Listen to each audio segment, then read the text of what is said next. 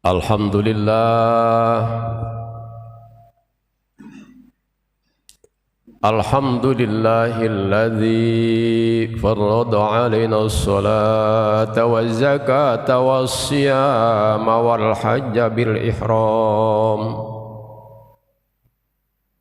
Asyhadu an la ilaha illallah wa asyhadu anna sayyidana Muhammadan abduhu wa rasuluh.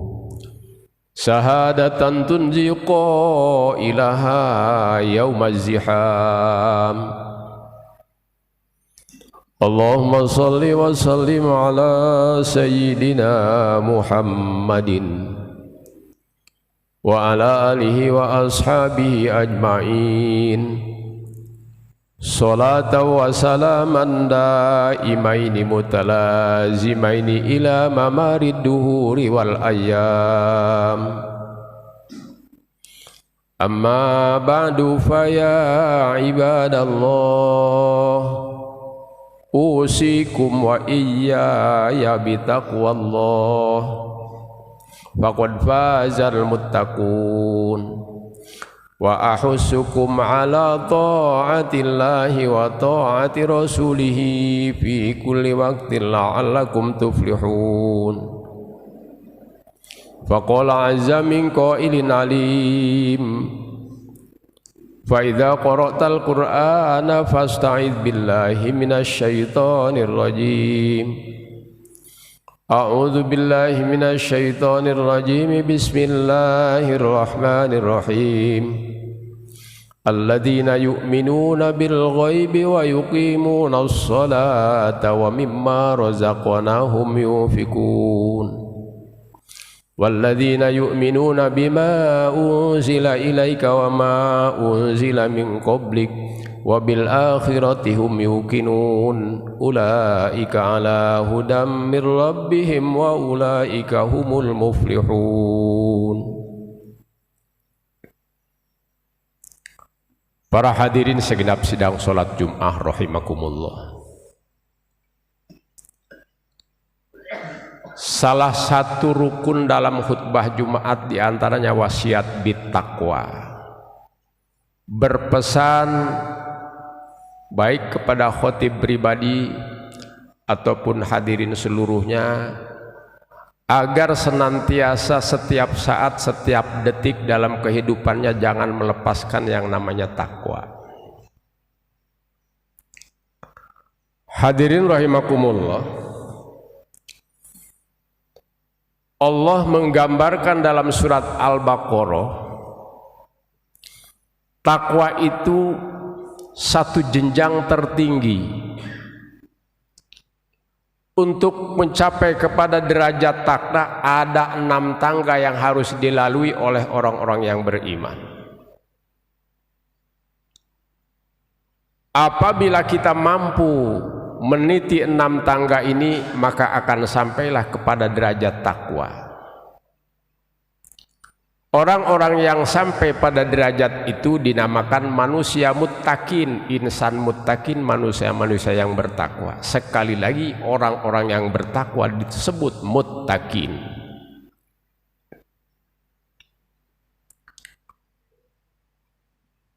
Tangga yang pertama Allah nyatakan alladzina yu'minuna bil ghaib. Orang yang percaya yakin adanya hal yang gaib. Yang gaib yang dimaksud tidak ada di dunia ini. Alam kubur, surga, neraka, jembatan neraka, mangkok timbangan amal, dan lain-lain sebagainya. Yang kedua, wa yuqimunas shalah, senantiasa hari-harinya mendirikan sholat 5 waktu, khusus secara berjamaah. Tangga yang ketiga itu wa mimma razaqnahum yunfikun. Dari rizki, dari arah manapun, entah itu hasil kinerja kita, pertanian, perdagangan, profesi, yunfikun, senantiasa gemar berinfak dan bersedekah. Hadirin rahimakumullah, tangga yang ketiga ini yang akan kita bahas. Seperti apa hebatnya sedekah atau infak. Jadi ini ayat juga mendorong agar orang-orang beriman itu gemar berinfak.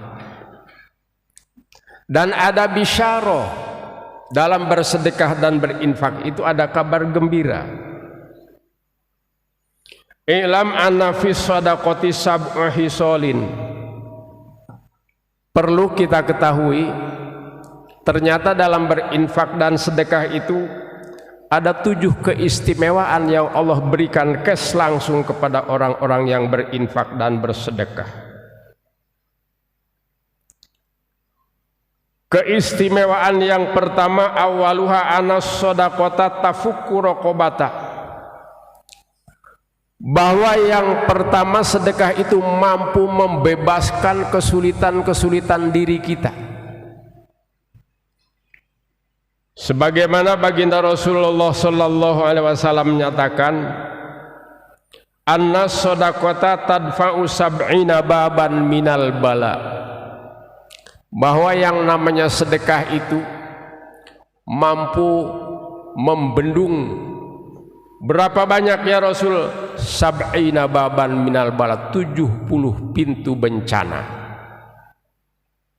Entah yang namanya fakir, kesulitan, mencari kerja, jodoh, apa saja. Yang pertama. Poin yang kedua, kata baginda Rasul, annaha tabibuka. Bahwa sedekah itu menjadi dokter dan penyembuh buat seluruh penyakit yang Anda derita.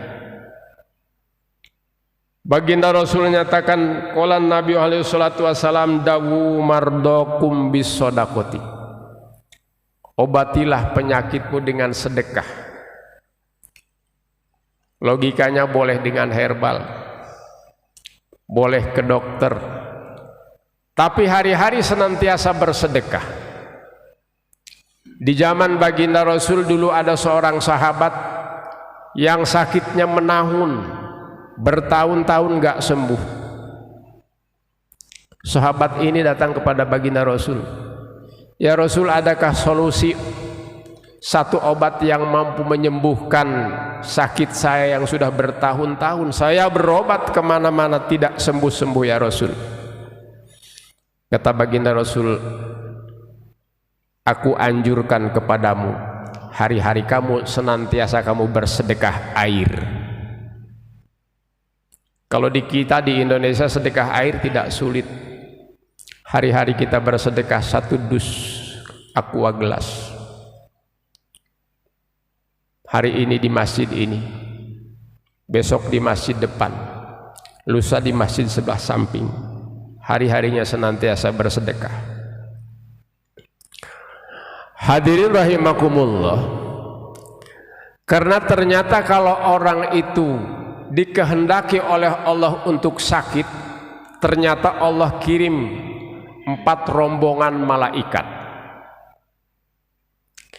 Yang pertama, rombongan yang pertama Allah instruksikan agar mencabut kekuatan dalam dirinya.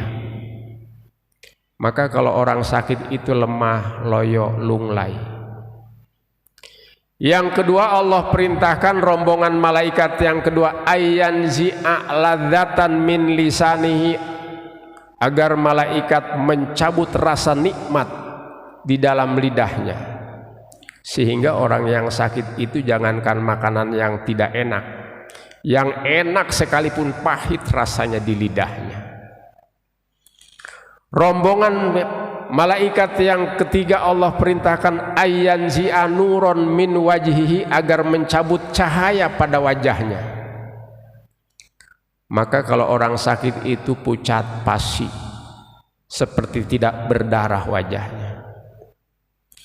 Yang keempat, Allah perintahkan agar mencabut ayyanzi'a dunubahu min nafsihi, agar mencabut seluruh dosa-dosanya dari tubuhnya.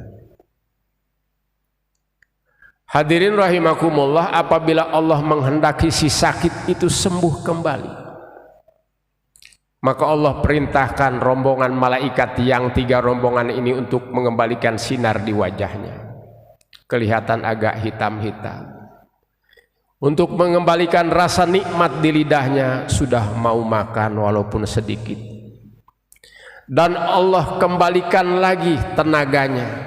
Sekarang si sakit sudah bisa bangun walaupun masih lelah. Ini pertanda akan sembuh. Tinggal malaikat yang ketiga, ya Allah, itu rombongan kawan-kawan kami yang 3 rombongan sudah Engkau perintahkan untuk mengembalikan apa yang telah diambilnya, sementara kami berat memikul dosa ini. Apakah kami sudah diizinkan untuk mengembalikan kepada tubuhnya lagi? Allah bertanya, apakah si sakit itu sabar atau tidak? Di saat dia menderita sakit diuji olehku. Hadirin rahimakumullah, malaikat menjawab, alhamdulillah ya Allah, orang ini karena sering dengar tausiah, sering rajin mengaji, dia sadar sesadar-sadarnya bahwa ujian dari Allah subhanahu wa ta'ala, dia sabar di saat sakitnya. Kalau dia sabar, kata Allah, jangan dikembalikan lagi itu dosanya. Kamu berangkat pergi ke laut dan sungai-sungai yang besar, lemparkan itu dosa-dosanya ke sana.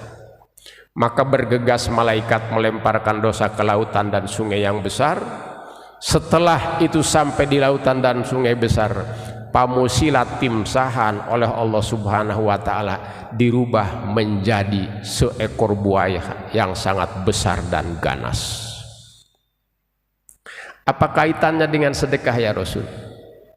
Sedekah itu apabila dikeluarkan dari tangan mutasaddiq, sudah diterima, ini Allah akan jadikan 10 malaikat yang mampu mengembalikan si sakit itu tadi kesehatannya, tenaganya, cahaya di wajahnya, tenaganya, rasa nikmat di lidahnya.